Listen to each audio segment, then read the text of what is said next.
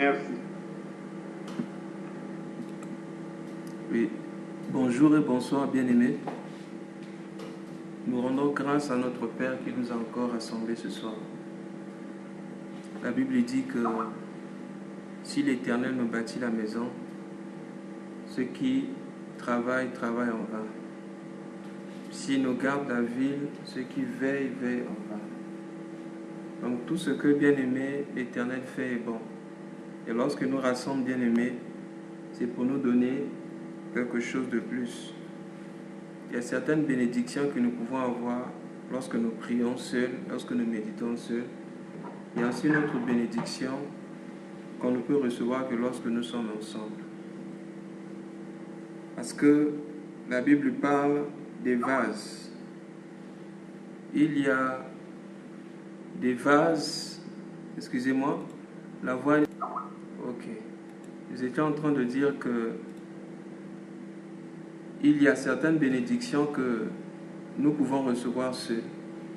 Il y a d'autres bénédictions qu'on ne peut recevoir qu'ensemble. C'est très important. Après, la Bible dit, il est doux et agréable pour des frères de demeurer ensemble. C'est comme l'huile qui descend sur la tête d'Aaron et qui descend sur le bord de ses vêtements. Donc si l'Église est un vase, ce vase-là ne pourra être rempli de l'Esprit pleinement que lorsque, bien aimés, nous sommes ensemble. C'est très important. Voilà pourquoi le corps n'est pas divisé, mais le corps est un. C'est très important. Nous avons été richement bénis par les messages de nos frères parlant de la race de Dieu. Ce soir, nous allons continuer toujours dans cette même perspective, toujours parlant de la race de Dieu, mais nous allons parler de la marche par l'Esprit. Donc, marcher par l'Esprit, la marche par l'Esprit. Si nous pouvons prendre nos Bibles dans le livre de 2 Rois, nous allons voir une histoire.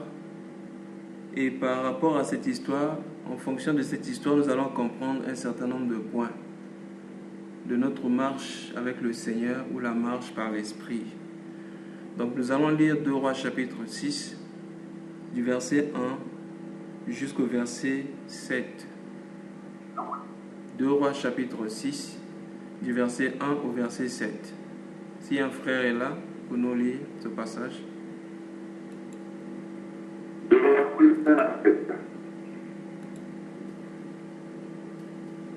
Le fils de prophète lui a révisé. Voici le lieu où nous sommes assis. Votre trop pour nous. Alors, ce que je voulais, nous prendrons là chaque une poutre et nous y ferons un lieu d'habitation. Il est demandé. Venez. L'institut. On va parvenir à cette heure. Il répondit, j'irai. Maintenant, allons je vais de toi. Comme le Dieu apportait une poutre, je ne fais pas dans l'eau. Ah, mon Seigneur, il était emprunté le route de Dieu. Où est-il tombé? Il me prend l'eau. Alors il a utilisé un morceau de bois, le jeta à la place, et si tu vas le faire, il entendra la main. Amen. Amen. Il y avait, je crois, un problème de connexion. Je ne sais pas si de votre côté vous avez bien suivi la lecture, mais de mon côté ça s'entrecoupait un peu, donc je vais refaire la lecture. Dans 2 Rois chapitre 6, la Bible dit au verset 1, les fils de prophètes dirent à Élisée, voici le lieu où nous sommes assis devant toi est trop étroit pour nous. Allons jusqu'au Jourdain, nous prendrons là chacun une poutre et nous y ferons un lieu d'habitation. Élisée répondit, allez. Et l'un d'eux dit, consens à venir avec tes serviteurs. Il répondit, j'irai. Il partit donc avec eux. Arrivés au Jourdain, ils coupèrent le bois. Et comme l'un d'eux abattait une poutre, le fer tomba dans l'eau. Il s'écria, ah mon Seigneur, il était emprunté. L'homme de Dieu dit, où est-il tombé? et il lui montra la place. Alors Élisée coupa un morceau de bois et le jeta à la même place et fit surnager le fer. Puis il dit, enlève-le, et il avança la main et le prit. Amen. Donc, bien aimé, nous avons dit que nous allons parler de la vie de l'esprit. Et c'est la vie de quel esprit? N'oublions pas, c'est toujours la vie de l'esprit en Jésus-Christ. Cette histoire nous parle des fils de prophètes. Des gens qui étaient certainement, qui connaissaient déjà le Seigneur. Des gens qui avaient appris à connaître le Seigneur. Et ces gens-là étaient assis tout autour d'Élisée. Et la Bible dit, le lieu où ils étaient était devenu trop étroit pour eux. Et c'est l'un des fils des prophètes, plutôt les fils des prophètes qui sont venus dire à Élisée que nous allons aller jusqu'au Jourdain. Gardons ça bien en tête, nous allons aller jusqu'au Jourdain. Nous prendrons là chacun une poutre et nous y ferons un lieu d'habitation, c'est-à-dire un lieu un peu plus vaste. Nous voyons là, bien aimé, l'attitude des gens qui ont grandi dans la foi. Si nous pouvons prendre ici Élisée, représentant Dieu, Dieu attend que ses fils aient un certain nombre de réflexes. Dieu attend que ceux qui sont matures n'attendent pas toujours qu'ils leur disent tout à fait main. Il attend que nous puissions avoir aussi des réflexes. Je donne un exemple. Un enfant qui a 3 ans ou encore 5 ans, on doit lui rappeler qu'il doit se brosser chaque matin. Mais lorsqu'on atteint par exemple l'adolescence, si un tel enfant, on doit toujours lui dire tu dois aller te brosser, ça veut dire qu'il y a quelque chose qui ne va pas dans la croissance de l'enfant. Donc il y a certaines choses bien aimées dans notre vie. Nous devons, comme l'apôtre Paul, je crois, écrivant à certains chrétiens, il dit vous devez être, vous qui devez être déjà des maîtres, vous êtes toujours des bébés. Voilà pourquoi ceux de la race de Dieu bien-aimés, c'est des gens qui doivent languir après la croissance spirituelle, après la maturité. Parce que bien-aimés, nous devons croître dans le Seigneur. C'est très important. Alors, qu'est-ce qui s'est passé? La Bible dit que le lieu où ils étaient était étroit, mais il fallait qu'ils aillent couper le bois à un lieu donné. C'était où, bien-aimé? C'était au Jourdain. C'était au Jourdain qu'ils devaient aller pour chercher le bois qui devait servir à élargir l'espace. Bien-aimé, souvent quand on parle de l'élargissement ou de la multiplication, dans la Bible, c'est l'image bien-aimée de la bénédiction. Mais bien-aimé dans le Seigneur, nous devons savoir que la bénédiction a une adresse. Et là où nous devons trouver la bénédiction, c'est en un seul lieu, c'est au Jourdain. 1. La bénédiction bien-aimée par rapport à notre esprit. Je bénis le Seigneur pour le message que le bien-aimé Gauthier nous a donné ici concernant le Syrien Naaman, qui était lépreux. La Bible dit que Naaman était lépreux. Quand il est parti voir Élisée, Élisée va dire quelque chose à Naaman. Il dit, allez, il a plutôt envoyé simplement la parole pour dire à Naaman, va te jeter 7 fois dans le Jourdain, alors tu seras pur. Là, Élisée peut prendre l'image du serviteur de Dieu qui envoie toujours vers Jésus-Christ. C'est lui qui nous rend purs. C'est lui qui est capable de nous délivrer de tous nos péchés et de nous laver de tous nos péchés. Quand Naaman s'est jeté 7 fois, la Bible dit, il est sorti de là pur. Sa chair devint comme la chair d'un petit enfant. Donc, bien-aimés, si nous voulons la bénédiction de Dieu, la multiplication de Dieu dans tous les domaines, bien-aimés, il n'y a qu'une seule adresse. Et cette adresse, c'est où? C'est dans le Jourdain. C'est au Jourdain que se trouve, bien-aimé, la bénédiction de Dieu. Et que représente le Jourdain, bien-aimé? En effet, le Jourdain, bien-aimé, c'est l'eau. Jusqu'aujourd'hui, le Jourdain existe. C'est l'eau. Mais dans cette eau-là, bien-aimé, il y avait quelque chose. La Bible dit que lorsque les enfants d'Israël traversaient, ils ont traversé le Jourdain. Avant de traverser, comme c'était fermé, Dieu va demander à ce qu'on puisse placer 12 pierres qui représentent les 12 tribus d'Israël dans l'eau. Et quand les sacrificateurs ont mis leurs pieds dans l'eau, la Bible dit que l'eau était séparée en deux. Ils sont passés, mais qu'est-ce qui s'est passé? Quand eux, ils sont passés, Dieu a ordonné par son serviteur Josué qu'on laisse 12 pierres. Il y avait 12 pierres qu'on devait laisser hors du Jourdain, mais il y avait d'autres 12 pierres qui devaient rester dans l'eau. Et ces 12 pierres-là étaient restées là. Or, il a fallu que l'arche rentre dans le Jourdain afin que l'eau se divise en deux.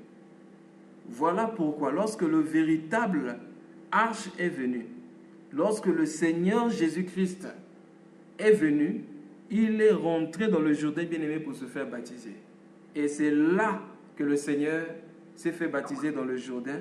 Et la Bible dit, lorsque il est sorti de là, l'Esprit descendit sur lui sous la forme d'une colombe. Or, nous savons tous que la bénédiction d'Abraham, c'est le Saint-Esprit. Selon Galates chapitre 3, je crois, du verset 16 au verset 17, la bénédiction d'Abraham, c'est le Saint-Esprit. Et cette bénédiction que Dieu bénit Abraham et sa postérité qui représente le Christ, c'est le Saint-Esprit descendant sur nous. Et la Bible dit, quand Dieu dit à Abraham, je te bénirai et tu seras une bénédiction, la Bible dit, tout celui qui te bénira sera béni, tout celui qui te maudira sera béni, et tu seras une bénédiction pour toute la terre. C'est là, bien aimé, la vie de celui qui a reçu le Saint-Esprit.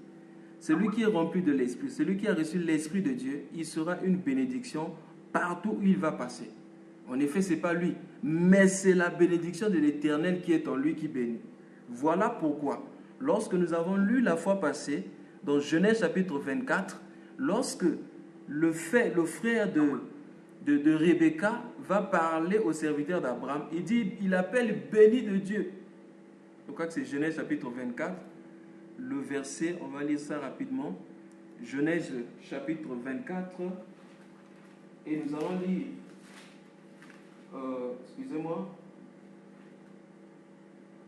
le verset 31. Si un frère est là pour nous lire ça, Genèse 24, 31.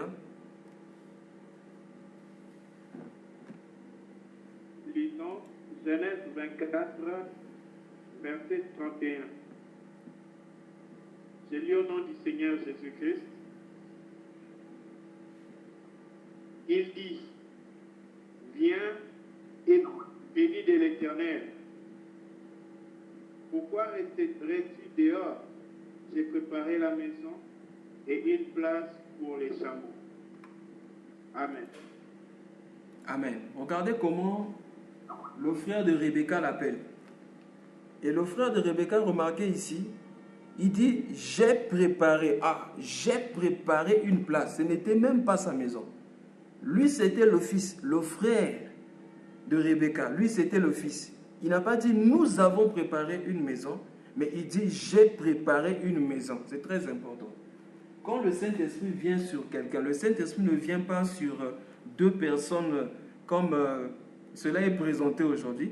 La Bible dit, ce jour-là, lorsqu'ils étaient bien-aimés dans un même lieu, dans Actes chapitre 2, la Bible dit, l'Esprit descendit et sur la tête, sur les têtes de chacun, de tous ceux qui étaient là. La Bible dit, il y avait sur chaque tête des langues comme des langues de feu. Je vais lire ça rapidement. Actes chapitre 2, le verset 3, la Bible dit, des langues semblables à des langues de feu leur apparurent séparées les unes des autres et se posèrent sur chacun d'eux. Remarquez bien, et se posèrent sur chacun d'eux. C'est très important. On ne peut pas prêter le Saint-Esprit. On ne peut pas donner quelque chose. Il n'y a que Jésus-Christ qui est capable de donner le Saint-Esprit. Et quand le Saint-Esprit vient, on reçoit le Saint-Esprit de façon particulière. Chacun de nous doit recevoir le Saint-Esprit.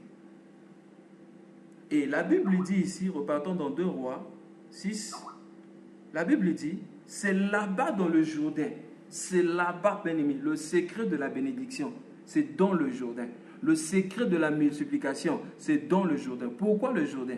Parce que le Jourdain, c'est le lieu de la mort. Naaman, lorsqu'il est rentré 7 fois dans le Jourdain, Naaman qui était parti voir Élisée avec ses galons, sa position, sa culture, ses façons de penser, sa volonté et tout ce qu'il avait. Lorsqu'il est rentré dans le Jourdain, il est sorti de là comme un enfant humble. L'image de l'humilité, il est sorti en nouveauté de vie. Donc il a accepté de mourir par rapport à sa volonté, de mourir par rapport à sa position, et il est venu se présenter à l'homme de Dieu comme un enfant. C'est très important, bien-aimé. Et le Seigneur Jésus également, lorsqu'il est rentré dans le Jourdain, c'était bien-aimé, c'était un engagement pour dire au Père, j'accepte de mourir par rapport à ma volonté afin de faire que ta volonté.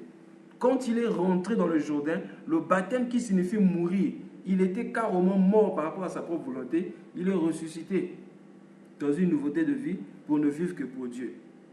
C'est dans le Jourdain qu'il a accompli ce passage de Jean chapitre 17, verset 10. Tout ce que j'ai, je te le donne, et tout ce que tu as est à moi. C'est là dans le Jourdain, le lieu de la mort. Car il a dit, si quelqu'un veut venir à moi, la Bible dit, on va lire ça, dans Jean chapitre, je crois que c'est Jean chapitre 6, où le Seigneur dit, si quelqu'un veut venir à moi, excusez-moi, dans Jean chapitre,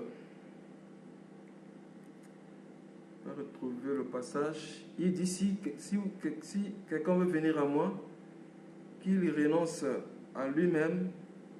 Avant ça, il dit, si le grain de blé ne tombe et ne meurt, il reste seul. Mais s'il meurt, il porte beaucoup de fruits.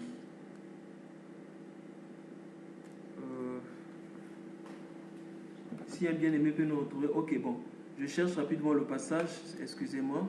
On lit ça dans Jean chapitre 12, du verset 24 au verset 26. Jean 12, 24 à 26. En vérité, je vous l'ai dit, si le grain de blé qui est tombé en terre ne meurt, il reste seul. Mais s'il meurt, il porte beaucoup de fruits. Celui qui aime sa vie la perdra, et celui qui est sa vie dans ce monde, la conservera pour la vie éternelle. Et si quelqu'un me sert, qu'il me suive là où je suis, là aussi sera mon serviteur. Si quelqu'un me sert, le Père l'honorera. Amen. Amen. Remarquons bien le verset 26. La Bible dit, si quelqu'un veut être à mon service, qu'il me suive. Là où je serai, mon serviteur y sera aussi. Si quelqu'un est à mon service, le Père lui fera l'honneur. Bien aimé, c'est très important. La Bible dit, si quelqu'un veut venir à moi, qu'il me suive. Comment? Le même chemin. C'est-à-dire par le chapitre 24 qui dit, nous devons, bien aimé, mourir. Et cela se trouve où? Dans le Jourdain. C'est dans le Jourdain qu'on meurt par rapport à notre propre volonté. C'est par là que nous pouvons, bien aimer, recevoir la multiplication. La multiplication, bien aimé, dans tous les domaines. C'est là-bas dans le Jourdain. Pas à un autre endroit. Et c'est lorsque nous acceptons de mourir. Alors nous allons avancer. Au verset 3, la Bible dit, l'un d'eux dit, consent à venir. Regardez bien. Il dit d'abord, et nous y allons. Et Élisée répondit, allez. Certainement, ils se sont dit, bon, ok, j'ai parlé au Seigneur, le Seigneur m'a donné l'autorisation de faire, alors je peux rapidement aller faire, puisque c'est Dieu qui m'a donné l'autorisation, donc je peux aller faire. Mais l'un d'eux était sage, il dit non, consent à venir avec tes serviteurs. Bien aimé, c'est très important. Nous ne devons pas faire les choses parce que simplement, il y a le besoin qui se présente devant nous. Non, bien aimé. Dans les choses de Dieu, même lorsque le Seigneur nous utilise, on ne doit pas se sentir expert. Mais nous devons toujours faire les choses selon la volonté de Dieu. Le besoin était là. Mais même s'il y avait le besoin, ils sont partis vers Élisée pour lui présenter le problème. Et Élisée va dire quoi? Ok, allez-y, c'est bon, c'est une bonne idée. Donc ils avaient eu l'approbation d'Élisée pour aller faire l'œuvre. Mais ils ne se sont pas arrêtés là. Qu'est-ce qu'ils ont dit? consens à venir avec tes serviteurs. C'est très important. Par rapport à la nouvelle alliance, la Bible dit, nous sommes ouvriers avec Dieu. C'est très important. Je crois que c'est 1 Corinthiens, chapitre 3, verset 9, je crois. La Bible dit, nous sommes ouvriers avec Dieu. Donc la première des choses, il faut d'abord recevoir l'approbation de Dieu dans ce que nous faisons. La deuxième des choses, il faut que Dieu nous accompagne dans le chemin. Si Dieu n'est pas avec nous, bien-aimés, ça ne sert pas de sortir. Nous allons, bien-aimés, échouer brillamment. Dans la nouvelle alliance, Dieu veut partager sa nature divine, comme le bien-aimé Paul nous a exhorté la fois passée. Nous faisons ce qui est naturel, Dieu accomplit ce qui est surnaturel. C'est comme ça, bien-aimé, que ça fonctionne. Dans la vie de la nouvelle alliance, nous devons fonctionner avec Dieu. Nous pouvons voir ça même dans l'ombre. Lorsque Moïse fut envoyé pour aller chercher les enfants d'Israël en Égypte, dans Exode chapitre 3, voici ce que Moïse dit. Je vais lire au verset 10 à 12. Exode chapitre 3 du verset 10 à 12, je lis. Maintenant, va, je t'enverrai auprès de Pharaon, et tu feras sortir d'Égypte mon peuple, les enfants d'Israël. Regardez ce que Moïse dit à Dieu. Moïse dit à Dieu, qui suis-je pour aller vers Pharaon et pour faire sortir d'Égypte les enfants d'Israël? Verset 12, Dieu dit, je serai avec toi. C'est ça le plus important. Ceci sera pour toi le signe que c'est moi qui t'envoie. Le signe, c'est moi qui t'envoie. Quand tu auras fait sortir d'Égypte le peuple, vous servirez Dieu sur cette montagne. C'est très important. Ne faisons pas l'œuvre de Dieu parce que nous sentons le désir de le faire. Ne faisons pas l'œuvre de Dieu parce que nous sentons le besoin de le faire. Mais faisons l'œuvre de Dieu parce que c'est la volonté de Dieu. Parce que c'est la volonté de Dieu, non seulement la volonté de Dieu, mais faisons parce que Dieu nous a dit de faire, mais ne le faisons pas seuls.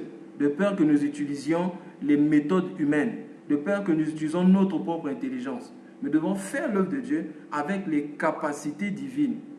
Parce que c'est l'œuvre de Dieu, pas l'œuvre de l'homme.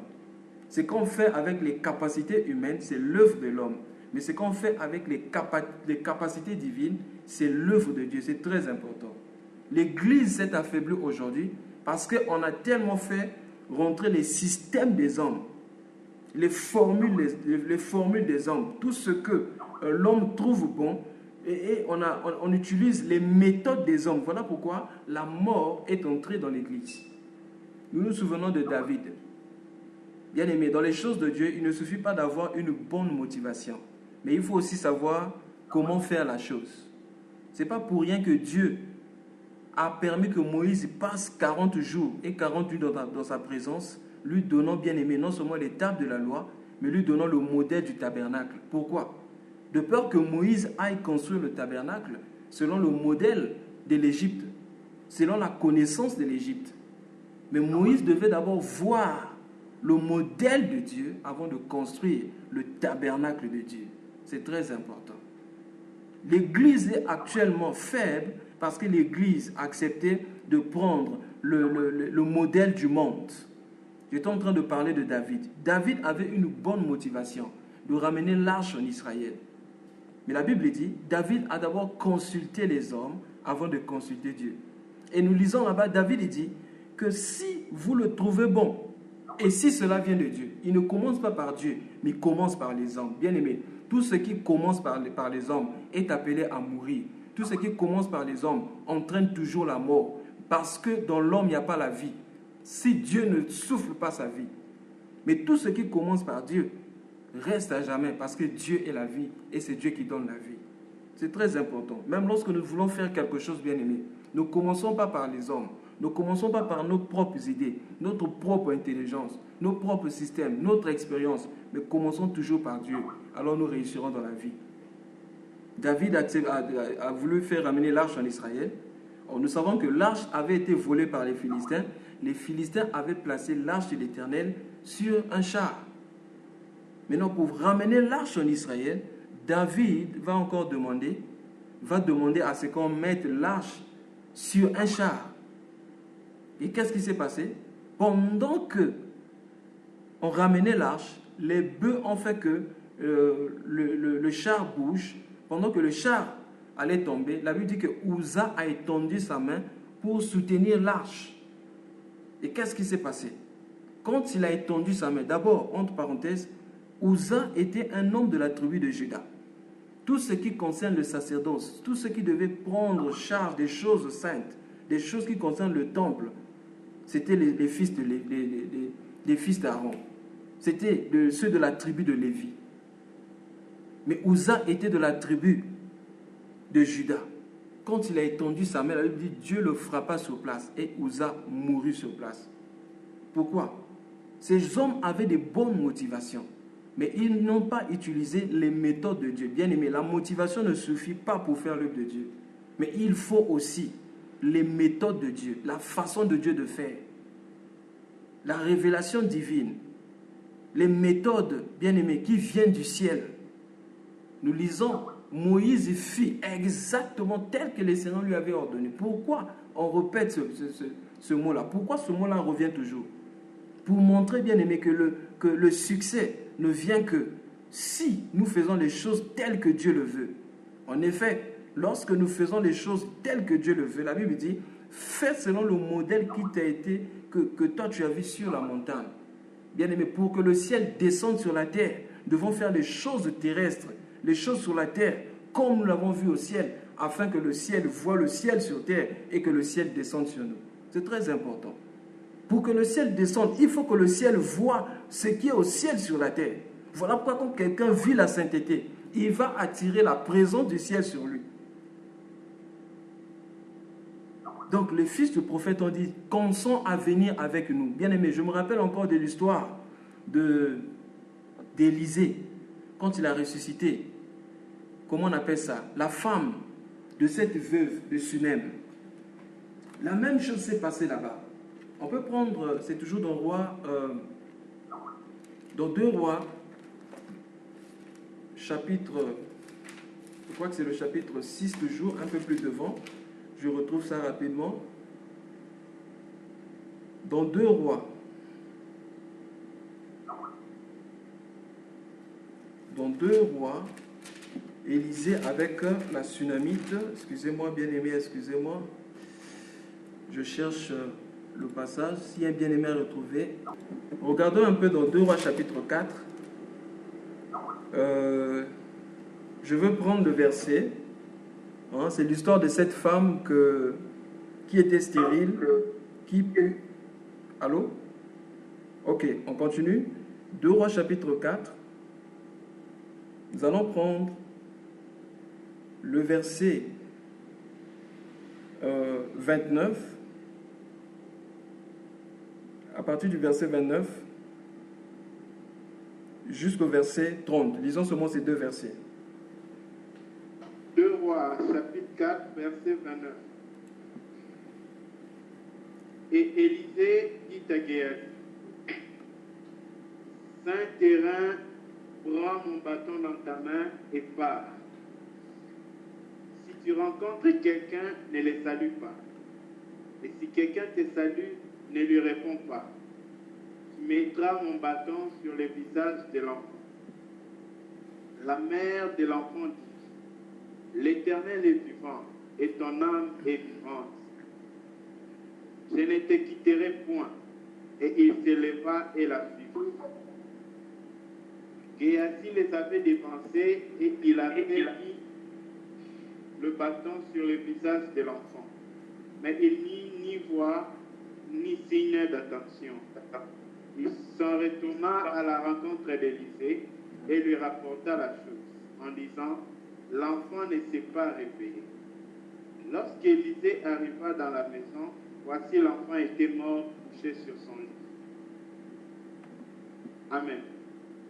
Amen. Oui, bien aimé, qu'est-ce que nous remarquons? C'est l'homme de Dieu qui avait donné des instructions à Élisée.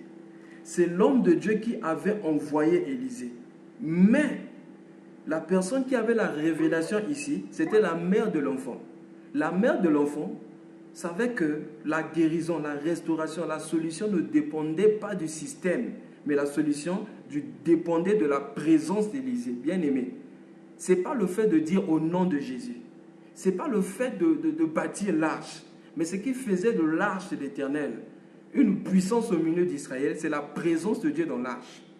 Lorsque les enfants d'Élie ont péché contre l'Éternel, la Bible dit quand ils ont attaqué les Philistins, à un moment donné, les Philistins les tapaient, ils ont pris l'arche. Et quand ils ont pris l'arche, les Philistins ont commencé à pleurer. Ah, ces gens ont pris l'arche. Nous savons ce que l'arche fait dans la vie de ces gens. Quand il y a l'arche au milieu d'eux, ces gens-là vont nous frapper. Mais à la fin, on les a bien frappés avec l'arche de l'Éternel. Pourquoi? Parce que ce n'est pas la présence de l'arche, mais la présence du Dieu qui se trouve dans l'arche. C'est très important.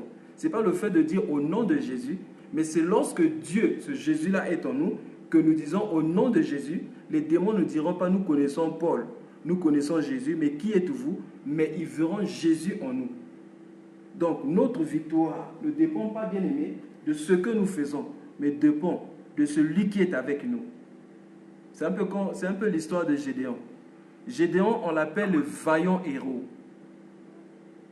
On dit vaillant héros, il dit comment peux-tu m'appeler héros? Il commença à citer, parler de sa position, de sa situation actuelle, de son niveau intellectuel. Gédéon a parlé. À un moment, il demande à l'Éternel, avec quoi délivrerai-je Israël? Bien-aimé, la victoire avec Dieu ne dépend pas du moyen, mais dépend de celui qui est avec nous. Ce n'est pas avec quoi qui doit être la question que nous devons poser, mais avec qui nous sommes. Pas avec quoi délivrer, mais avec qui nous sommes. Le bâton de Moïse n'était rien du tout. Mais ce bâton était devenu quelque chose quand il a reçu la révélation, quand il a reçu la visitation de Dieu. Ce bâton qui était un simple bâton était transformé à un bâton puissant, bien aimé dans le Seigneur. Ce n'est pas le moyen, mais c'est celui qui est avec nous. Voilà pourquoi, dans toute notre vie, cherchons à avoir Dieu, la présence de Dieu en nous. Pourquoi? Parce que c'est la présence de Dieu qui apporte quelque chose. Mais malheureusement, l'Église actuelle court vers l'argent, court vers l'or. On a laissé la présence de Dieu. Oh, je bénis le Seigneur pour les apôtres. Quand l'apôtre Pierre était devant le boiteux de la belle porte, pendant que cet homme-là demandait le monde, qu'est-ce que Paul dit? Qu'est-ce que l'apôtre Pierre dit? Regarde-nous, nous n'avons ni or ni argent, mais ce que j'ai, alléluia, ce que j'ai, je te le donne. Bien-aimé, accepte de manquer l'or, accepte de manquer l'argent, mais ne manque jamais ce que Pierre avait, ne manque jamais Jésus. La solution vient de Jésus, bien-aimé. Pierre avait accepté de tout laisser. Pierre avait accepté d'abandonner l'argent, de laisser l'argent, l'or, mais Pierre avait conservé quelque chose. Ceux qui marchent par l'esprit, bien-aimé, ce sont ces gens-là qui acceptent de conserver quelque chose dans leur vie. Et cette chose-là, bien-aimé, c'est le Seigneur Jésus-Christ qui vit en nous. Ils vont s'arranger de tout faire pour que le Seigneur Jésus soit à l'aise dans leur vie. On va avancer, bien-aimé. Et la Bible dit, et Élisée va dire, j'irai. Et c'est quand Élisée a dit, j'irai, que ces gens-là ont accepté de se déplacer. Ils partirent tous donc avec eux, arrivés au Jourdain. Ils coupèrent du bois, et comme l'un d'eux abattait une poutre, le fer tomba dans l'eau, et il s'écria, ah mon Seigneur, il était emprunté. Et l'homme de Dieu lui dit, où est-il tombé? Et il lui montra la place. Bien-aimés dans le Seigneur, nous devons savoir que notre vie ne nous appartient pas. Un jour, l'Éternel va redemander notre vie. La vie que nous avons, bien-aimés, nous a été empruntée par l'Éternel. Un jour, nous allons rendre compte de nos vies. Les dons spirituels que nous avons nous ont été empruntés. Même le message tel qu'on prêche comme ça, ce message n'est pas à nous. Nous l'avons emprunté auprès du Seigneur. Voilà pourquoi nous devons être des gérants fidèles. Parce qu'au jour du jugement, lorsque le Seigneur reviendra, nous allons rendre compte, bien-aimés, des dons qu'il nous a donnés. Et la Bible dit, il a laissé tomber le bâton. Et l'homme de Dieu va demander, où est-ce que tu l'as placé? Élisée, quand on a montré l'endroit, Élisée coupa un morceau de bois et le jeta à la même place et fit surnager le fer. Oh, c'est très important, bien-aimé, ce que nous sommes en train de voir. Élisée jeta le bâton jeta le bois exactement là où le truc était tombé. Ok, ici nous parlons maintenant des chrétiens matures. Dans notre marche sur le Seigneur, nous avons déjà vu la fois passée que l'eau, c'est l'image du monde, des peuples, des langues, etc.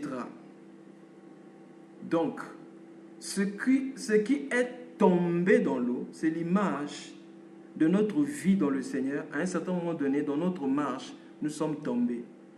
Mais pour recevoir la restauration, la Bible dit, dans le livre de Proverbes, chapitre 28, verset 13, si nous cachons, celui qui cache ses transgressions ne prospère point, mais celui qui les avoue et les délaisse obtient miséricorde.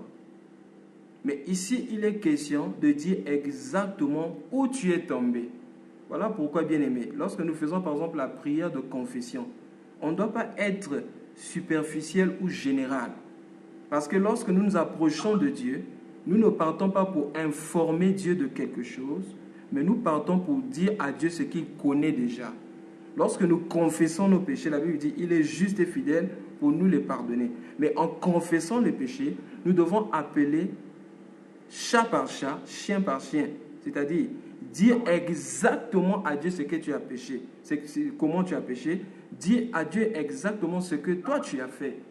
C'est ça que Dieu veut. Parce qu'en réalité, quand nous parlons de nos péchés à Dieu, bien-aimés dans le Seigneur, c'est une façon de se libérer de ces péchés-là. Voilà pourquoi nous devons faire très attention. L'ennemi peut nous siffler dans l'oreille pour dire non, tu ne dois pas dire telle chose. Ou encore, nous pousser toujours dans la condamnation. Pourquoi? Parce que nous n'avons pas accepté de passer par la repentance, une véritable repentance.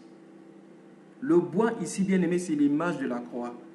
Et il n'y a que la croix, bien-aimée dans le Seigneur, qui peut nous faire sortir de la puissance du monde. Dieu bénit le Seigneur pour le message que le bien-aimé Paul nous a donné. Je crois si c'est hier ou avant-hier, quand il disait que par rapport aux caractéristiques, il parlait de ceux qui sont conduits par l'esprit de la puissance de l'air. Ceux qui sont conduits par l'esprit de la puissance de l'air, ce sont ceux-là qui sont dans le monde, qui ont la mentalité du monde, mais ceux qui sont conduits par l'esprit ont été libérés de la puissance de l'air. Donc, ici, l'eau ici qui représente les langues, les peuples et les nations, selon Apocalypse chapitre 17, verset 15. Donc, lorsque l'Éternel met le bois qui représente la croix, lorsque nous acceptons la croix de Jésus-Christ, nous prenons maintenant la force de dominer sur le monde. Voilà pourquoi la Bible dit que une terre est sortie de l'eau.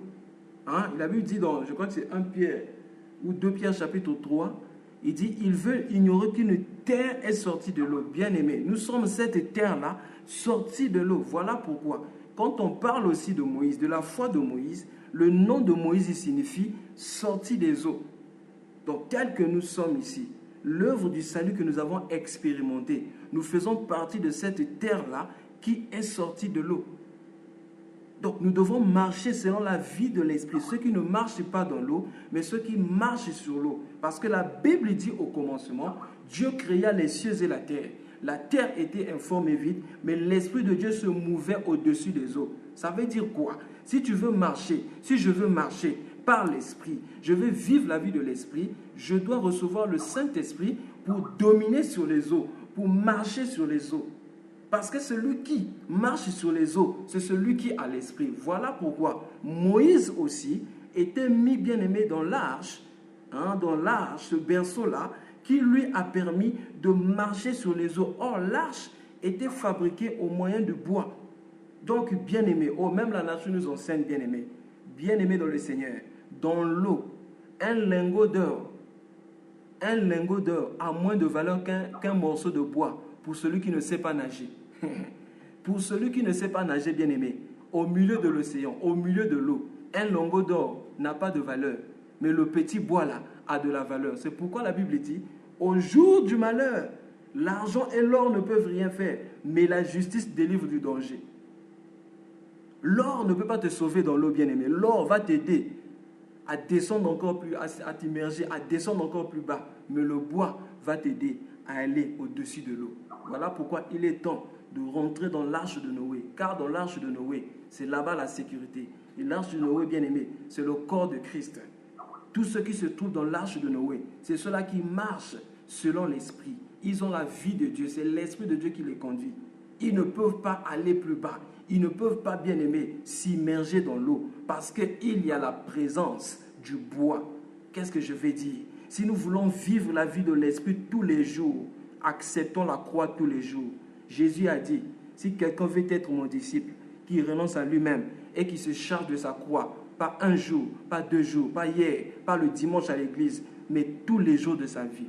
Ainsi, Proverbe dit, faute de bois, le feu s'éteint. Ah, le feu, c'est le Saint-Esprit. Faute de bois, le feu va s'éteindre. Mais si nous voulons toujours que nous soyons remplis du Saint-Esprit, si nous voulons la plénitude de l'Esprit, nous devons toujours accepter que la croix passe dans notre vie, chaque matin, chaque heure, chaque minute, chaque seconde.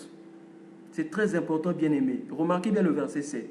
Puis il dit, enlève-le. Ah, ce n'est pas Élisée qui a enlevé le fer, mais c'est celui qui avait fait tomber le fer qui devait enlever le fer. Bien-aimé, Dieu ne nous oblige pas.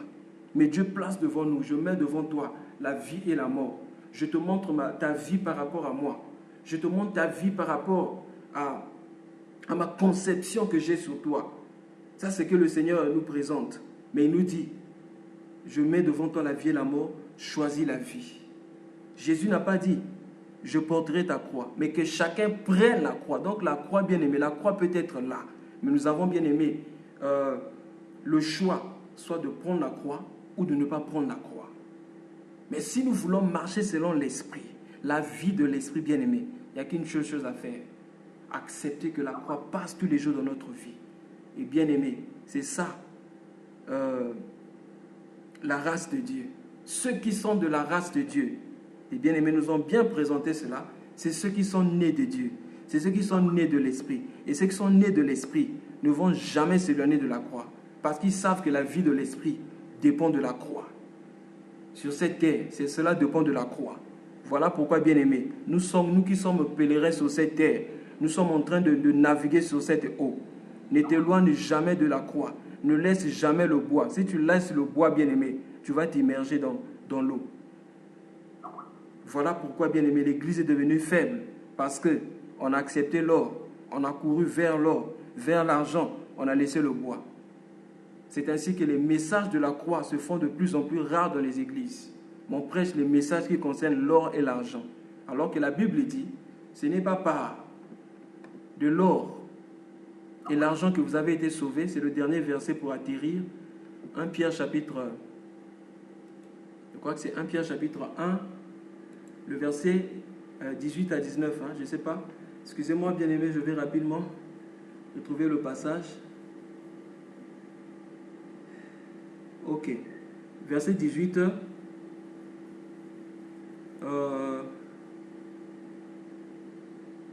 à 20. 1 Pierre 1, 18 à 20. 1 Pierre 1, 18 à 20. Vous savez que ce n'est pas par des choses périssables, par de l'argent ou de l'or, que vous avez été rachetés de la vaine manière de vivre que vous aviez hérité de vos pères, mais par les sang précieux de Christ, comme d'un agneau sans défaut et sans tache, prédestiné avant la fondation du monde, il fut manifesté à la fin des temps à cause de vous. Amen. Amen. Gloire au Seigneur. Ce n'est pas par des choses périssables, bien-aimés, par de l'or ou de l'argent, mais par le sang précieux de Jésus-Christ. Pensons à ça et que le Seigneur nous donne de marcher selon l'Esprit afin de lui plaire. Que le Seigneur nous garde, que le Seigneur vous bénisse. Amen.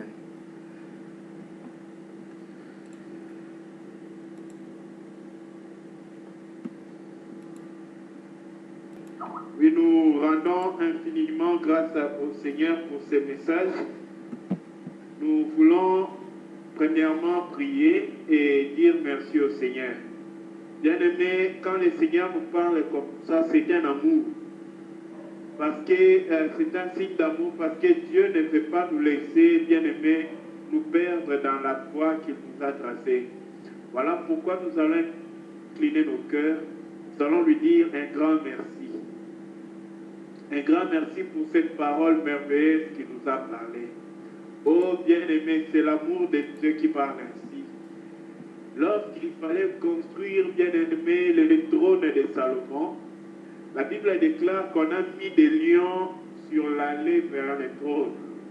Il y avait des têtes de lions afin que Salomon ne quitte pas ce chemin-là. Et ces têtes de lions-là étaient les garde-fous, les frères de Salomon pour l'éviter, l'épargner de se détourner du bon chemin. Voilà pourquoi quand le Seigneur nous parle ainsi, que pouvons-nous faire d'autre bien-aimés? Si ce n'est nous incliner et lui dire merci. Que nos cœurs lui parlent, prions au nom de Jésus-Christ. Fidèle et véritable, qu'avons-nous payé pour un... Oh bien-aimé, c'est du bonheur d'appartenir à ce Dieu et d'être dans un coup pareil, où le Seigneur nous parle du haut de son trône tous les jours. Pour moi, avant même de passer à la prière, il faut que nos cœurs demeurent très dirigés vers Dieu pour une attitude de remerciement envers lui. Nous voulons prier maintenant par rapport à tout ce que nous avons écouté ce soir. Oh bien-aimé, c'est un bonheur d'écouter le Seigneur. C'est encore une autre chose, c'est une responsabilité. Voilà pourquoi maintenant nous allons prier. Disons au Seigneur que Jésus n'a pas pu crucifier sa volonté par lui-même. Mais le Seigneur l'avait fortifié. Oh, nous allons demander que le Seigneur nous aide, qu'il nous arme, qu'il nous fortifie à dire non à notre volonté. Oui, bien aimé, maintenant là c'est facile. Mais devant les épreuves, c'est là-bas qu'on en a besoin. Et notre Dieu, il ne nous soumet pas aux épreuves tout seul. Il est là avec nous. Mais demandons-lui de nous aider à diriger nos cœurs vers lui pour demander du secours au moment du besoin.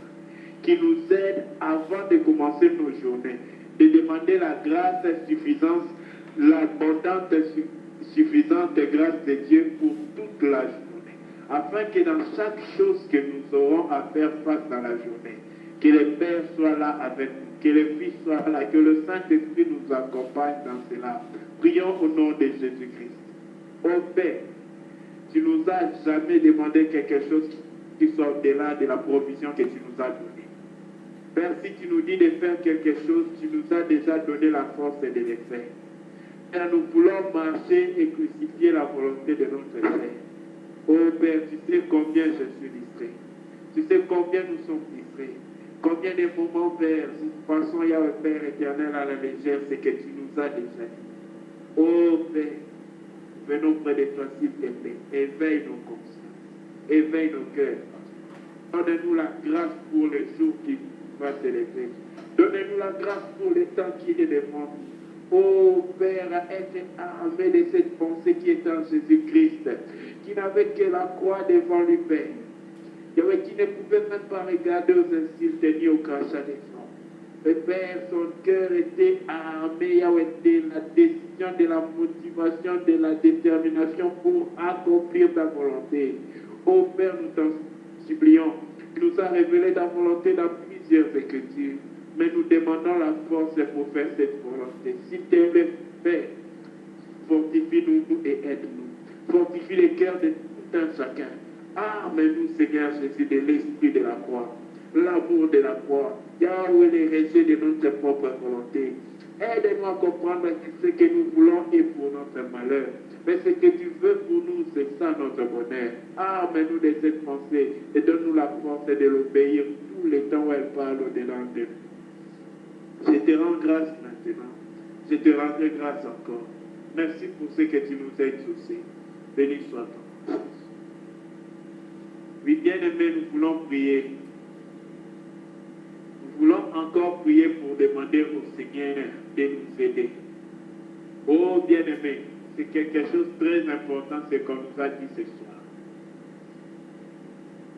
Bien-aimés, c'est de demander au Seigneur d'être rempli du Saint-Esprit. Oui, bien-aimé, parce que pour surmonter ces mondes, il faut la puissance de Dieu. Avec notre qualité, notre expérience, même nos 20 ans, nos 30 ans dans la foi ne peuvent pas tenir devant un seul péché, devant une seule épreuve. Bien-aimé, ce n'est que l'esprit. C'est par l'esprit que nous pouvons vaincre ces mondes. C'est la loi, la vie de l'esprit en nous qui nous fait triompher de la loi du péché. Voilà pourquoi nous allons prier. Père, remplis-nous de l'esprit et conduis-nous par l'esprit. Prions au nom de Jésus-Christ. Père, merci pour la force, Seigneur et Père, qui nous aide à haïr les mal, à triompher du mal. Merci pour la victoire sur les péchés. Merci pour la victoire sur l'orgueil.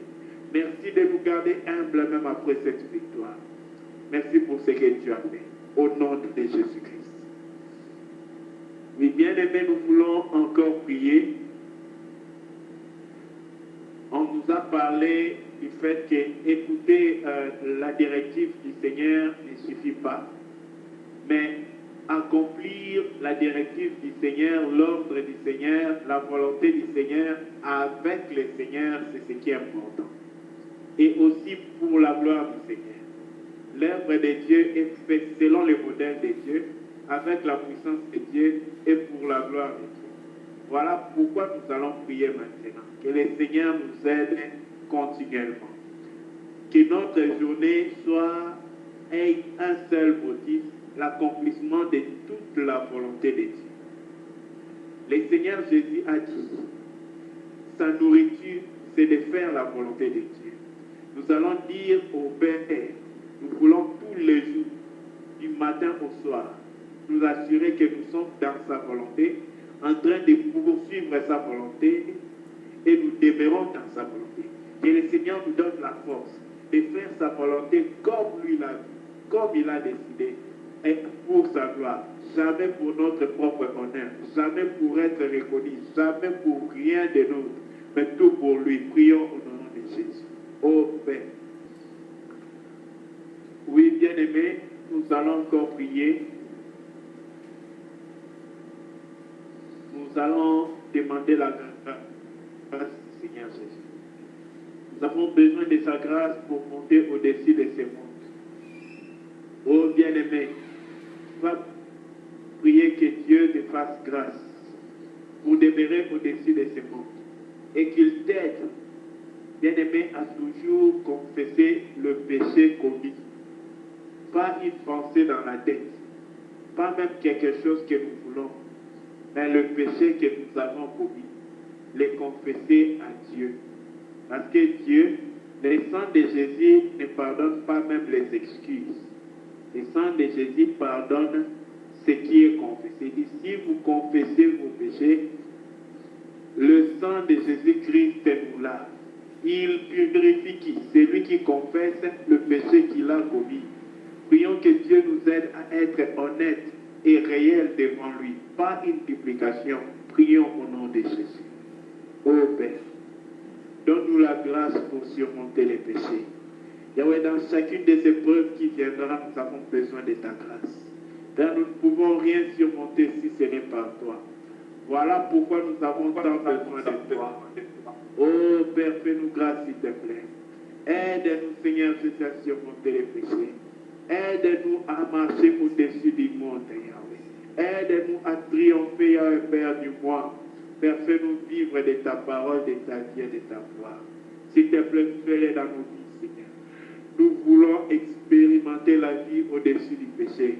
Nous voulons proclamer cette vie, Seigneur. Mais comment, Yahweh, rendons-nous témoignage de quelque chose que nous n'avons pas expérimenté? Laisse que ceci soit notre vie quotidienne, Seigneur. Afin que Yahweh ait expérimenté cela. Qu'avec courage, nous puissions dire ensemble que cela est vrai. Merci de ce que tu feras grâce. Ô Père, ne nous laisse pas ainsi non plus. Fais-nous grâce, Seigneur, afin que nous soyons réels devant toi.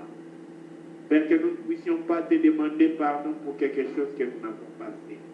Non plus que nous puissions point te demander pardon en général. Mais nous voulons venir, Seigneur Jésus, quand nos cœurs nous condamnent, quand notre conscience nous accuse, venir avec les péchés Yahweh commis devant toi, afin que toi, tu, Yahweh Père, nous pardonnes. Car ton sang Yahweh, nous purifie de nos péchés commis. Fais-nous grâce, Seigneur. Fais-nous grâce, Père éternel, à être réel. Oh, toi, tu n'as pas besoin des hommes déshonnêtes. Tu veux que l'homme, Yahweh Père, vienne avec la réalité au-dedans de son cœur. Aide-nous, Père, car nous ne sommes que des hommes vains, Seigneur. Fais-nous grâce, Seigneur Jésus. Merci pour ta grâce. Merci pour ta grâce. Oui, bien-aimés dans le Seigneur, enfin nous allons prier pour demander à Dieu cette grâce de l'avoir et d'être sûr que nous l'avons, afin que, bien-aimés, dans toutes circonstances, que nous puissions être conscients que nous n'avons rien, que nous n'avons rien d'autre, que nous avons Dieu.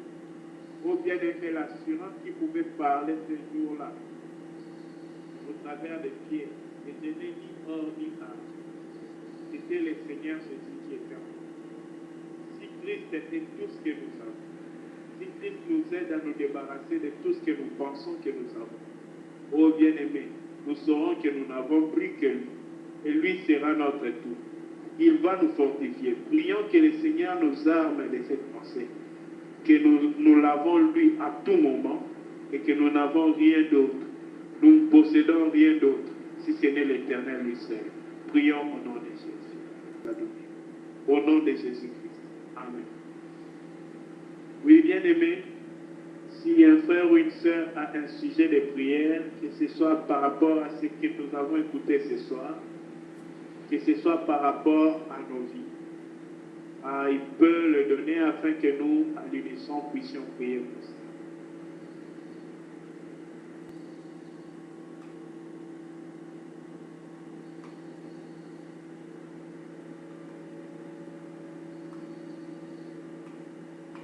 D'accord? S'il n'y a pas de sujet de prière, nous allons passer aux actes.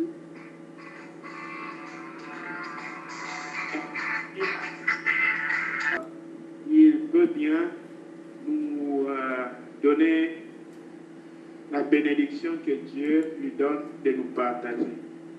Bien-aimés, en effet, en bref, je dirais, n'hésitez pas de participer à la bénédiction de Dieu.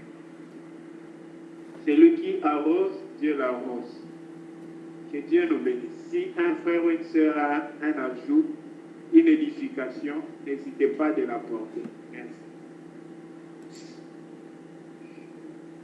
Que c'est en train de dire qu'il y a une image très importante que nous devons retenir du bois et du fer. Bien-aimés, le fer s'enfonce dans l'eau. Le bois reste sur l'eau. Mais le mystère ici de la victoire du fer sur l'eau est caché en une seule chose. Oh bien-aimé, ce n'est pas parce que le fer est fer, mais le secret de la victoire du fer sur l'eau est caché que sur les bois. Si et seulement si le fer demeure sur le bois, le fer peut sortir de l'eau. C'est par là que nous devons nous rendre compte, frères et sœurs, que la puissance qui nous donne de surmonter ce monde a une seule adresse. C'est à la croix, c'est en Jésus-Christ. Ainsi donc, si nous voulons expérimenter la victoire sur ce monde, notre travail, notre responsabilité, notre exercice quotidien, instantané, journalier, constante, doit être de chercher où nous sommes par rapport au bois. Parce que si nous ne sommes pas attachés au bois, collés au bois, posés sur le bois, si nous ne demeurons pas sur le bois, bien-aimé, nous n'allons pas surmonter ça. Et le bien-aimé Dieu nous a clairement expliqué le bois, c'est la croix. Et la croix, c'est la mort de notre volonté. C'est là où la volonté de Dieu vient s'imposer sur notre volonté. Voilà pourquoi la barre oblique, la barre verticale, la barre horizontale ainsi que la barre verticale. C'est notre volonté et la volonté divine. Voilà pourquoi, bien aimés dans nos vies, continuellement nous devons prier que Dieu nous fasse grâce. Que la parole de Jésus-Christ qu'il a dit, non pas ma volonté, mais ta volonté, ne soit pas un mot pour nous, bien aimés. Que ça soit un mot de Dieu, que ça soit le code de Dieu, le code de notre route, de notre marche, jusqu'au retour du Seigneur Jésus. Car la victoire sur ce monde est cachée dans ces deux mots-là. Pas ma volonté, mais ta volonté. Oh bien-aimé, c'est là que nous serons remplis du Saint-Esprit. Car dès que Jésus a dit non pas ma volonté pour la première fois, le Père a suffisamment fortifié Jésus. La deuxième fois, comme que sa volonté voulait venir, la force qu'il avait pour surmonter les premiers, le Seigneur a multiplié cela. Le Seigneur lui a encore donné la force pour la deuxième épreuve de dire non pas ma volonté, mais ta volonté. Encore la troisième fois, bien, il a dit mais pas ma volonté, mais ta volonté.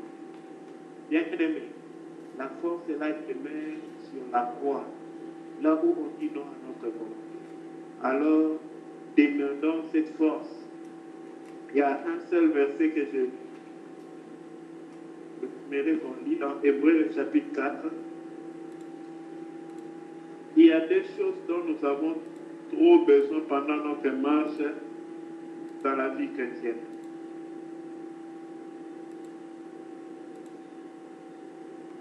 Hébreux chapitre 4, verset 16. La Bible nous dit ceci. Approchons-nous donc avec assurance du trône de la grâce, afin d'obtenir miséricorde et de trouver grâce pour être secourus dans nos besoins. Ô bien-aimés, nous devons nous approcher devant Dieu pas pour des choses d'abord terrestres. Et voilà à quoi un homme spirituel s'approche de Dieu. Il s'attend à obtenir la miséricorde et la grâce. La miséricorde, on en a besoin lorsque nous avons déjà péché, afin d'effacer notre péché.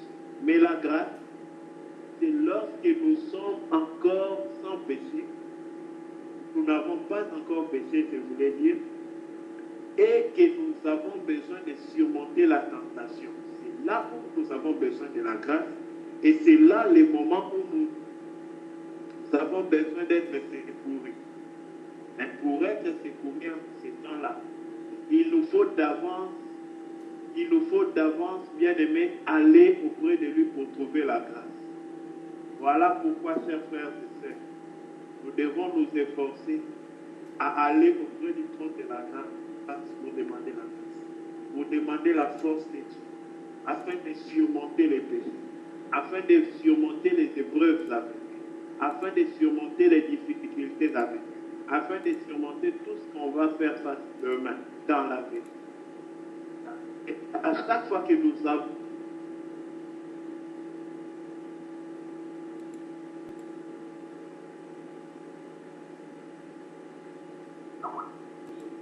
j'ai fait ça, Seigneur, s'il te plaît, pardonne. Tu acceptes que c'est moi. Le problème, c'est le moi là. C'est moi n'aime pas qu'on a dit. C'est lui qui a fait ça. Moi, j'ai fait. Quand tu acquises le moi comme ça, tu glorifies le Seigneur. Que le Seigneur nous bénisse. Si un frère ou une sœur a un ajout, n'hésitez pas de l'apporter, s'il vous plaît.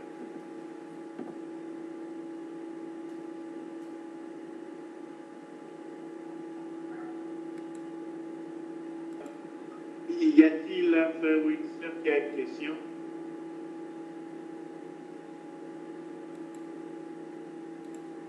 Ou même des questions au pluriel?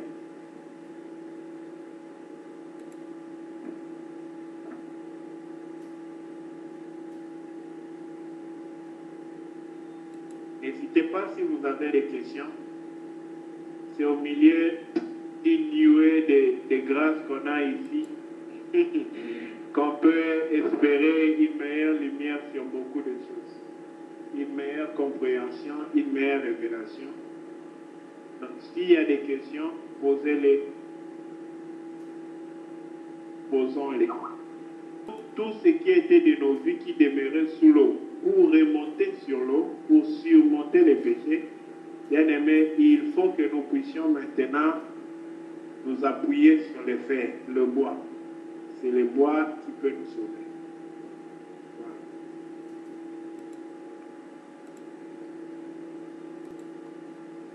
Vous m'entendez? Très bien, frère. 5 sur 5. Ah, ok, d'accord. Là, merci pour la présentation. J'étais en train de parler avec un de mes frères et en fait, il est en train de dire que par rapport au péché, il y a des péchés qui sont graves et des péchés qui ne sont pas graves. Je dis c'est pas possible. Parce qu'on n'a pas écrit quelque part qu'il y a un péché qui est supérieur à un autre. Un péché, c'est un péché. Tous les péchés s'équivalent. Et s'équivalent. Il dit non. Et il me prend l'exemple de la question que les pharisiens ont posée à Jésus par rapport à le plus grand commandement. Il dit, si on a posé cette question à Jésus, quel est le plus grand commandement, et il a dit qu'il y a le plus grand commandement, il a donné ce commandement, ce qui veut dire que par rapport aussi, au péché aussi, il y a un degré de péché. Je l'ai dit, non, c'est pas possible. Par rapport au commandement, Jésus nous voulait nous dire que de toutes ces choses-là, voulait nous parler de l'amour, d'un seul commandement. En réalité, il n'y a qu'un seul commandement d'amour. Il dit non, que ce n'est pas cela. Donc, j'aimerais savoir par rapport à vous. Parce que j'ai tout fait pour l'amener à comprendre cela par rapport à Dieu, mais il n'a pas. Il ne marchait pas par rapport à ce que je suis en train de lui dire. Il persistait en disant que les péchés, il y a un degré de péché. Il y a des péchés qui sont plus graves que l'autre. Parce qu'il me disait que une personne qui a volé, on ne peut pas le juger par rapport à une personne qui a tué. Et il prenait la justice des hommes sur la terre. Quand une personne a tué et une personne a volé un vélo, s'ils vont à la justice, ils n'auront pas les mêmes sentences. Je disais, ça c'est la justice des hommes. Bon, je veux savoir par rapport à vous.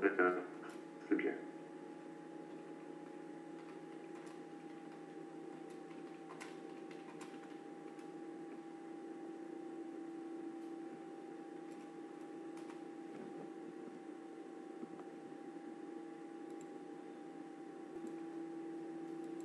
J'aimerais d'emblée dire quelque chose. Ça, c'est à part des réponses, des contributions, disons. Quand nous voyons la plupart des fois, comme pour le cas de Joseph, il a dit comment pourrais-je commettre un si grand péché quand il s'agissait de la femme de Potiphar? Comment pourrais-je commettre un si grand péché contre l'Éternel? Le problème qui fait, d'abord, je pense, une idée globale. Qu'est-ce qui fait qu'il regarde cela comme un si grand péché? Ce n'est pas que cela seulement est un grand péché, mais c'est la grandeur de son Dieu et la dimension de blesser son Dieu qu'il peut faire en péchant. C'est ça la crainte de Dieu qui l'a amené à déclarer cela un si grand péché. Donc il y a certaines écritures que quand nous lisons, nous voyons un si grand péché, c'est l'émotion de l'homme qui craint Dieu et qui ne voit pas par quelle possibilité lui peut faire cela à Dieu. Par quelle possibilité il peut blesser le cœur de Dieu en faisant ou en disant cela. Là, il va dire cela est un grand péché. Mais en dehors de cela, tout péché est péché. Il n'y a pas un péché bride, il n'y a pas un péché second. Non. Tout péché, c'est perdre la gloire de Dieu.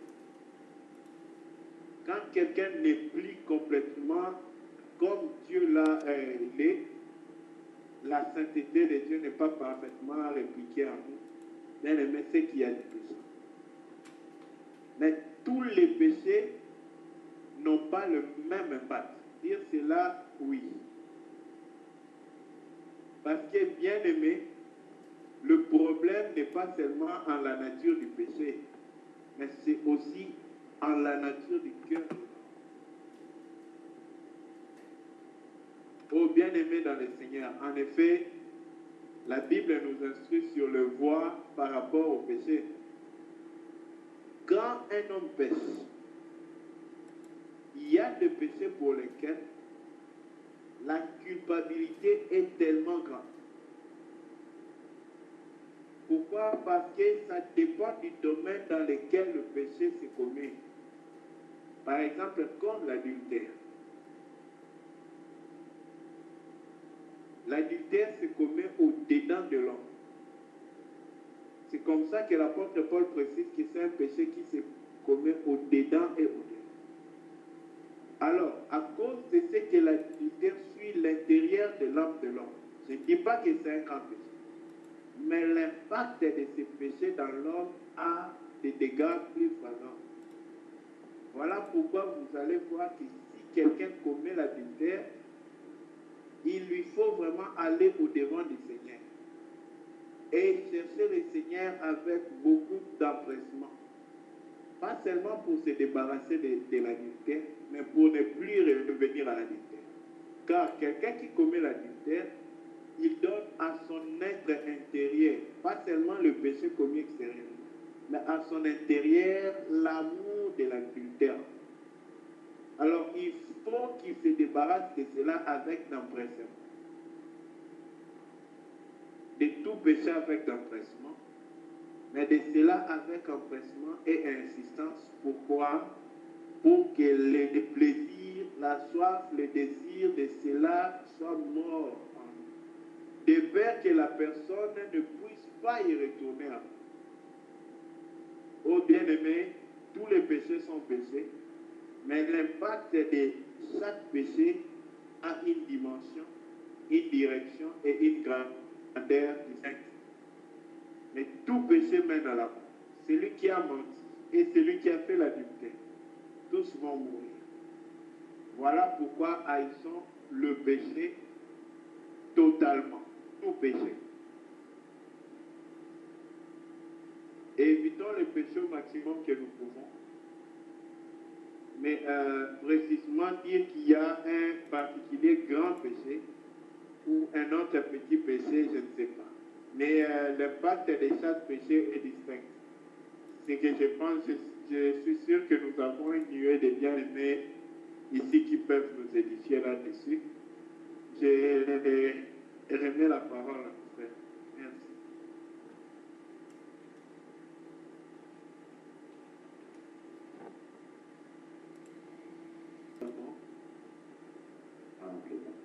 Merci. J'aimerais juste apporter ceci. La parole de Dieu nous dit le salaire du péché, c'est la mort. Et si on veut remplacer le péché, nous savons tout quoi le péché, c'est le fait de désobéir encore. C'est lorsque on désobéit à ce que Dieu nous a dit, encore à ce que Dieu a dit. Comme notre frère Paul a dit, le problème, ce n'est pas, on ne peut pas dire peut-être un grand péché, encore petit péché, mais l'impact. Et donc, si on veut peut-être encore remplacer le péché par désobéissance, puisqu'on ne peut pas dire qu'il y a une petite désobéissance et une grande désobéissance. La désobéissance, c'est la désobéissance. C'est lorsque tu désobéis, tu fais contrairement à ce qui doit être fait. Et donc, le salaire de la désobéissance, c'est la mort. On ne peut pas dire qu'il y a une petite désobéissance qui va peut-être t'amener, peut-être dérouter, et lorsque tu fais peut-être le grand péché, qui va t'amener à la mort. Mais on dit le salaire du péché, c'est-à-dire tout péché, petit ou grand encore, quelle que soit encore la forme que nous on peut nous donner, mais le salaire du péché lorsqu'on pêche, cela nous conduit à la mort. Voilà ce que je voudrais dire. Merci. Amen. Merci.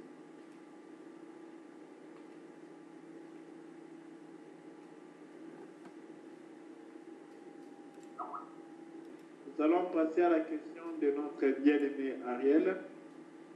Il demande, Dieu pardonne-t-il l'iniquité?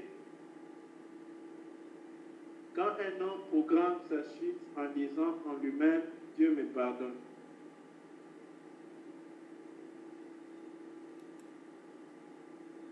Beaucoup frère Ariel pour la question, que Dieu te bénisse. Parce que là-bas, nous ne connaissions pas encore le Seigneur Jésus-Christ. Mais aujourd'hui, étant en Christ, ayant rencontré cet homme de la croix, nous n'avons plus la même attitude envers Dieu, envers les choses de ce monde, envers le péché que nous avions avant. Si du moins nous avons réellement rencontré Jésus. Parce que le problème, c'est là. Quand nous avons réellement rencontré Jésus, notre attitude par rapport à cela doit changer. Maintenant, il y a un problème par rapport au péché. Quand les frères parlent ici des péchés en programmant le pardon de Dieu, d'abord, déjà là, c'est l'homme qui lui-même, il s'approprie son pardon. C'est comme s'il dit que Dieu, tu vas me pardonner. Hein. Donc, il ordonne à Dieu le pardon. Or, le pardon, on l'obtient par une supplication. La confession d'un péché, ça ne veut pas dire, hé Dieu, j'ai dit ça, pardonne-moi, c'est tout. Non, non, c'est une supplication. Daignes-tu me pardonner de ce que j'ai fait? Alors, quand quelqu'un déjà pêche et qu'il dit, Dieu va me pardonner, bien aimé, c'est que lui-même, il ordonne l'action de son pardon. Alors, l'action du pardon tire son origine de Dieu lui-même et son accomplissement par Dieu lui-même. Aucun homme ne peut racheter les péchés de Dieu, si ce n'est Dieu. Voilà pourquoi, même pour pardonner les péchés du monde, Jésus devait être Dieu. S'il n'était pas Dieu, son sang n'allait jamais purifier le monde. Alors, vu que cela doit commencer par Dieu, lorsqu'un homme se déclare déjà qu'il aura son pardon, c'est qu'il a une autre source de son pardon, pas le Dieu du ciel. Lui, il a son pardon, lui, et sa source où il va tirer ça. Mais le pardon qui vient de Dieu n'est pas en lui. Parce que le pardon qui vient de Dieu est en Dieu. C'est Dieu qui décide. Bien aimé, même quand nous prions humblement, ce n'est pas par notre force que nous sommes pardonnés. C'est par la bonté de Dieu, parce qu'il est amour, qu'il accepte de nous pardonner. Ce n'est pas qu'il est obligé. Mais à plus forte raison encore que nous venons dire que lui va me pardonner. Non. Je ne sais pas dire s'il sera pardonné ou pas parce que je ne suis pas Dieu. Mais je pense que la personne qui agit ainsi n'a pas encore rencontré Dieu. Il ne connaît pas Dieu. Il n'a pas vu la foi de Jésus-Christ dans sa vie. Si quelqu'un a rencontré Dieu, son cœur aura peur de pouvoir s'approprier du pardon avant. Ou peut-être le frère ou la sœur ne connaît pas encore le pardon, il n'a pas encore compris les mystères du pardon. Parce que le pardon, Dieu ne peut jamais pardonner comme ça. Il doit, parce que Dieu a déjà dit que l'âme qui pêche doit mourir. Donc, pour que toi qui as péché, tu vives, il faut qu'un autre meure à ta place. Parce que quand tu as dit mourra doit mourir. Dieu ne peut pas changer sa parole. À cause du fait que sa parole ne peut pas changer, l'âme qui pêche, si elle ne meurt, c'est que la parole de Dieu ne tient pas. Maintenant, au lieu que ce soit l'âme qui pêche qui meurt, Jésus a pris la mort de l'âme qui a péché. Afin que cette âme-là vive et que lui, il porte sa mort. Maintenant, si quelqu'un vient déjà et il s'impose au bien-aimé, je ne sais pas s'il sera pardonné. Mais ce que je sache, il n'a jamais vu la croix. Je remets la parole à nos frères. Je voulais juste donner un passage par rapport à la question de notre frère Ariel, en fonction de ce que le frère Paul a donné comme réponse. Merci beaucoup pour la réponse, bien-aimée. C'est dans Hébreux chapitre 2. La Bible dit au verset, du verset 1 jusqu'au verset 3, c'est pourquoi nous devons d'autant plus nous attacher aux choses que nous avons entendues, de peur que nous ne soyons emportés loin d'elles. Car si la parole annoncée par les anges a eu son effet, et si toute transgression et toute désobéissance a reçu une injustice. Comment échapperons-nous en négligeant un si grand salut qui, annoncé d'abord par le Seigneur, nous a été confirmé par ceux qui l'ont entendu? Oui, c'est comme le bien-aimé venait de dire, si quelqu'un pense délibérément, ou comme le bien-aimé, exactement comme le bien-aimé a posé la question, programmer son péché, c'est la preuve que cette personne ne connaît pas encore le Seigneur.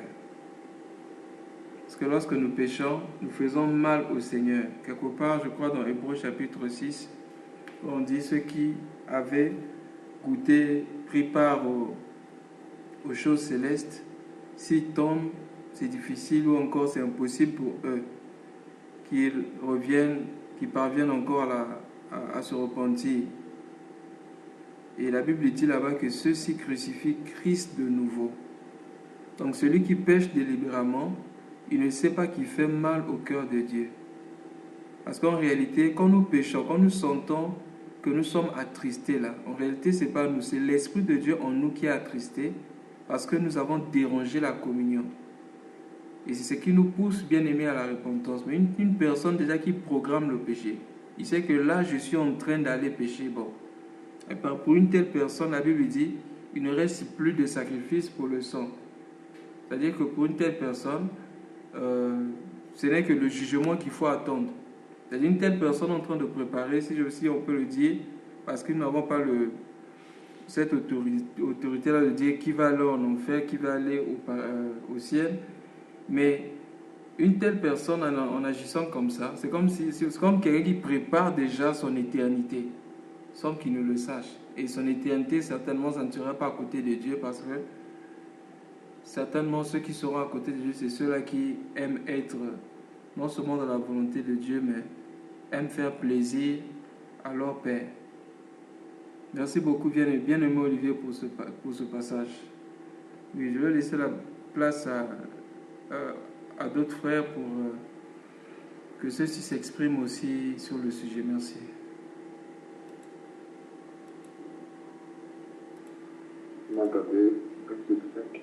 Shalom. Ok, Dieu merci.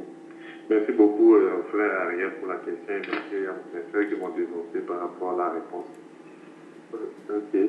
Tout ce que je voulais dire d'abord, la première des choses, il convient que nous puissions véritablement connaître Dieu. Voilà le but même de ces difficultés que nous sommes en train de côté, ces situations que nous sommes en train de côté, la connaissance de Dieu, participer à la divinité de Dieu, à la connaissance de Dieu. Parce que si nous connaissons réellement celui avec qui nous sommes, je pense que ce genre d'idée ne peut pas venir dans notre tête. Ça, c'est la première des choses. Parce que lorsque tu vas commencer par nourrir même ces idées, c'est-à-dire tu programmes de péché. C'est-à-dire, quand on dit que tu programmes de péché, c'est comme si tu te donnes plaisir de pouvoir aller pécher. Or, une personne qui est Dieu et qui connaît Dieu, sait que Dieu est l'iniquité et que lui aussi doit être l'iniquité. Et qu'est-ce qui fait l'affaire que lui puisse aller l'iniquité? C'est parce qu'il est en Dieu et il connaît Dieu. Donc le péché lui fait mal lui-même. Le péché nous met mal à l'aise. Je prends un exemple simple. Lorsque je reconnais que si j'étais dans une position où moi je ne pouvais pas me lever, dans une boue sale, très sale où moi je ne pouvais pas me lever par ma force, et que une personne vient me délivrer, une personne vient me prendre de cette boue, une personne vient me faire sortir de ce trou-là, me change totalement, carrément. Comment est-ce que je peux encore programmer? Je sais ce qu'il dit, je sais ce qu'on ressent lorsqu'on est dans cette boue ou dans ce trou. Je sais tout ce que cela fait. Et maintenant, quand on vient de me délivrer de ce trou, de cette boue-là, et que je sais parfois je suis passé dans cette boue-là, je puisse encore avoir l'amour d'aller encore retomber dans ce trou ou dans cette boue. Ce n'est pas possible. Parce que moi, je ne serai pas, c'est-à-dire, je ne serais pas à l'aise de pouvoir encore aller dans ce trou. Je ne pourrais pas être à l'aise de pouvoir aller encore dans ce trou-là. Donc, pour dire que si nous connaissons réellement le Seigneur, nous n'allons pas programmer le péché. Parce que le péché ne nous met pas à l'aise. Ça nous dérange tellement que nous ne pouvons pas programmer à l'aise péché. Donc c'est la preuve que nous n'avons pas encore véritablement connu le Seigneur. Parce que nous prenons appui sur cela. Alors que nous ne pensons pas que ça le Dieu. Ça relève de notre tête, ça relève de notre chair. Donc, il convient que nous puissions véritablement connaître le Seigneur. Car si nous connaissons véritablement le Seigneur, nous n'allons pas pouvoir commencer par nourrir ces gens d'idées. Amen.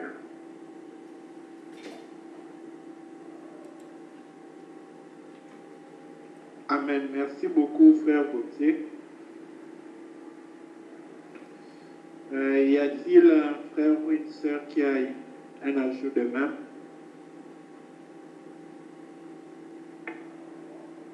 Amen. Amen. Ok, d'abord pour commencer, le passage que j'ai donné quand le frère Thierry parlait, c'est dans le Hébreux chapitre 6, verset 4 au verset 6.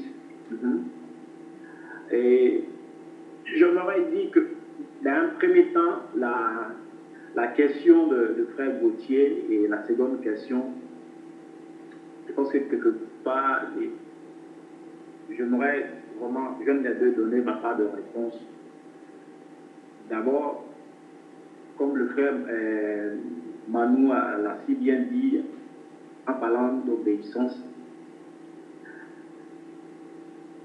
moi je veux venir un peu plus bas pour parler de la racine même de la désobéissance en elle-même. Donc, quand on voit les fruits, c'est les péchés que nous voyons, tout ce que nous commettons comme action, qui sont les fruits. Mais la source même qui nous pousse à commettre ces actions, c'est ce qui est le véritable problème, le véritable mal devant le Seigneur. Et pour rejoindre en même temps, vous sautez sur la création du frère Ariel, c'est ça, c'est que si quelqu'un déjà programme son péché en disant il va faire telle action, le Seigneur va le pardonner, c'est-à-dire la source même qui le pousse à le faire déjà, elle déjà n'est pas du Seigneur. Donc, il ne peut pas être à la source, être connecté à la source du Seigneur et avoir un tel raisonnement. Voilà. Avoir un tel raisonnement et aller jusqu'à agir dans ce sens. Donc, déjà, c'est la source qui est derrière le mal. Quand je vais faire référence dans l'une des Genèses, Adam et Ève.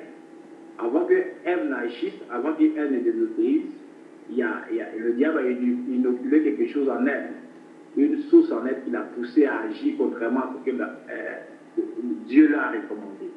Donc si cette source-là demeure à un homme, il ne peut que se comporter ainsi, agir et planifier comme le malin certaines actions. Et croyant, et cette source qui en lui va agir en lui et va l'aveugle en lui disant que, en le faisant, sera pardonné par le Seigneur. Voilà. Alors, je souligne ici, pour conclure, je souligne ici que les actions, les différents péchés que nous posons comme action, c'est la source véritablement, la source même du péché qui est le problème, qui est limité devant le Seigneur lui-même. Voilà. C'est cette part que je veux dire, que soit ton action, que ce soit une grande désobéissance, une petite désobéissance, un petit péché ou pas, mais la source même déjà est la source de la mort qui est la chose la plus importante. Voilà. Donc, pas seulement regarder aux fruits et juger, mais il faut regarder à la racine, comme le pouvait dire le Seigneur quand dans le livre de Matthieu, où il dit là, sera bien à la racine. Et ici, le plus important, chacun de nous doit vérifier est-ce que véritablement nous sommes à cette source-là. Tout comme le frère Paul une fois enseignait, où il parlait de toutes nos actions que nous posons, c'est des actions de grâce. C'est le Seigneur qui nous amène à poser les actions qui lui plaisent à lui-même. Donc c'est pour dire que toute source va plaire à son maître. Voilà. Donc quelqu'un qui agit contrairement au maître, c'est qu'il n'a pas véritablement le même maître que nous, qui nous veut vraiment apposer des actions pour nous plaire. Donc c'est ce que je m'aurais ajouté comme ma part. Moi, que le Seigneur vous bénisse. Je n'ai pas pris le message en cours parce que je viens du travail. Que Dieu vous bénisse. Merci pour tout le monde. Que Dieu vous bénisse encore. Amen. Que Dieu vous bénisse, frère Olivier. Merci beaucoup pour la réponse. Ça nous a beaucoup édifié. Y a-t-il un autre bien-aimé qui a une réponse par rapport à cela?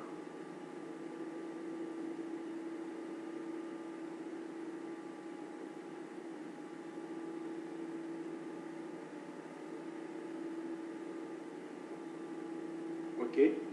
Le frère Ariel, as-tu quelque chose à dire par rapport à cela?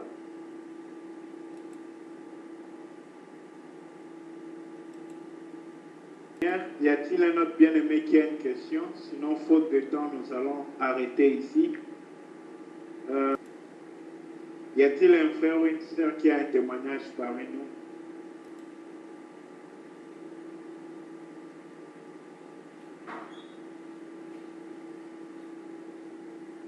Si nous prions à l'unisson, Père, te rendons grâce. Il t'a plu en ce jour de nous révéler ta volonté, ta parole. Ainsi tu nous as parlé du haut de ton trône. Ô Père, fais-nous grâce afin de garder cette parole et de porter à repère la vie de cette parole. En tout lieu, en tout temps, que nos vies puissent répéter cette parole, que nos vies puissent accomplir ces paroles que tu nous as dites. Père, merci de nous instruire encore dans les temps de serons seuls. Merci pour l'œuvre de ton esprit dans nos cœurs. T'avons rendu grâce et te recommandons tous nos frères qui ne sont pas présents aujourd'hui. Merci pour les garder en Christ.